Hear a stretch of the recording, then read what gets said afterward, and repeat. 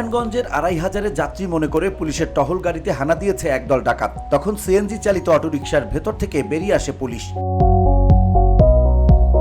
এ সময় পুলিশের তাড়া খেয়ে পালিয়ে যায় ডাকাত দল। পুলিশ কোনো ডাকাতকে গ্রেপ্তার করতে পারেনি, তবে ডাকাতদের ফেলে যাওয়া একটি রামদা উদ্ধার করা হয়েছে।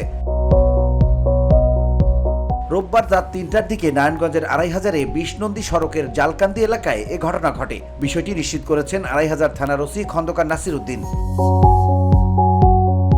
পুলিশ জানায়, ডাকাতি, ছিনতাই সহ নানা অপরাধ প্রতিরোধে একটি সিএনজি চালিত অটোরিকশা দিয়ে এএসআই রিপনের নেতৃত্বে বিশনন্দী সড়কে টহল দিচ্ছিলেন পুলিশ সদস্যরা। টহল গাড়িটি জলকান্দি এলাকায় পৌঁছালে রামদা হাতে হঠাৎ আক্রমণ করে একদল ডাকাত। ডাকাতির চেষ্টার বিষয়টি বুঝতে পেরে পাল্টা প্রতিরোধ করেন পুলিশ সদস্যরা।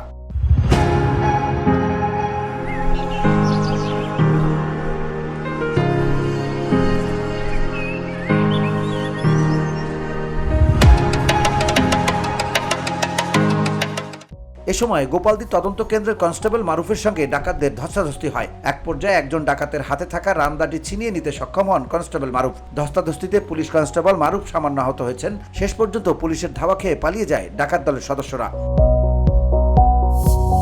VOD Bangla news desk.